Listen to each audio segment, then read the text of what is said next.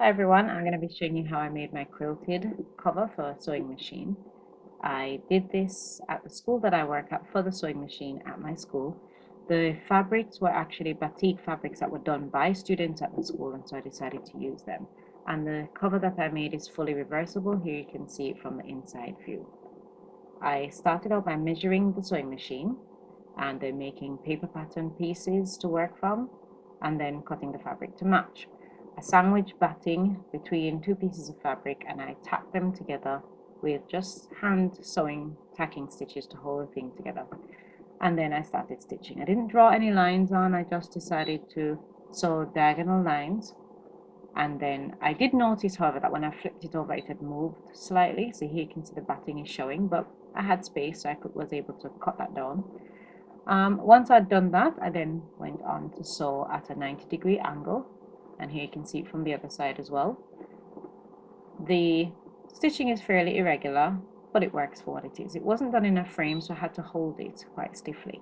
And here you can see I'm showing you the notches. I folded each piece in half and cut the notches so that I could match up the side panel with the central panel to start the construction. I pinned it where that notch was, and then I started to sew it from the center outwards towards the end and then flipped it over. And here you can see I'm just using the point of my sewing scissors just to hold it in place and guide it through the machine.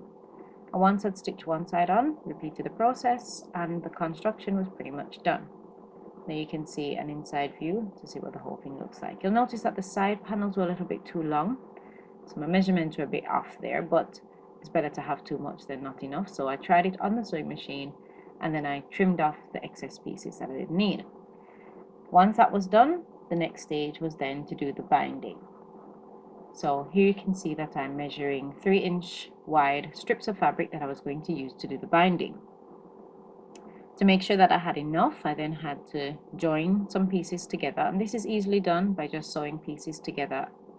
At this point in time, I was actually in my staff room doing this, and one of my co-workers walked in and decided that photographs weren't good enough, so she did a short video clip for me. So here you can see that I'm crossing the two strips of binding at a 90-degree angle, and then you stitch right across the corner, of course remembering to back stitch at the start and the ending to hold it together properly. So you stitch right across the corner of that, and then when you're done, you simply trim off the excess fabric. So here I'm just snipping my threads, and I was actually watching another YouTube video while I was working. And once that's done, you just have to press your seams open. So I've got a nice long strip of binding here to make sure that I had enough to do the entire project. So the seams are pressed open, and then the entire binding is folded in half and pressed so that you have a nice crease edge and a raw edge. To start the binding, the raw edge is lined up with the seam that you want to cover, and you just stitch straight along that. So my seams were a little bit wide, maybe about 1/2 inch. Normally for quilting you're looking at a 1/4 inch seam. So I had a fairly wide seam. Once that's done, you then fold the creased edge of the binding over the seam that you want to cover and pin it, and then we do what's called stitching in the ditch. So you're stitching back in the original line of stitching on the front. I hope that makes sense.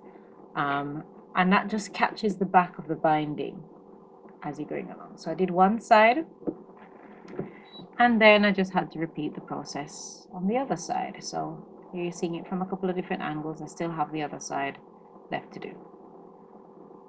So once I'd done that, I then had to go ahead and do the binding on the other side, and then of course do the binding all the way around the edge to get the entire thing nice and neat. Now to finish your binding strip, I've sewn all the way around the base, and you need to have the ends overlapping. I realized at this point that I needed to actually pick out some of my stitches from where I'd started so that I had some loose binding at the start and at the end. So I did that. I have an overlap. I am here using an extra bit of the binding just to measure the width, so it overlaps by 3 inches since my binding is 3 inches wide. And then you did the same as before. You overlap it at right angles, sew across the corner, trim it off. And so you can see the finished product. This is what it looks like from the inside.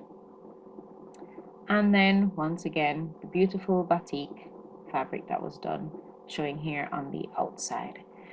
This is my first YouTube video, and I hope that you've enjoyed this. I hope that this was useful to you. If you liked it, go ahead and click that thumbs up button, and feel free to subscribe and leave me any comments. Thank you very much for watching.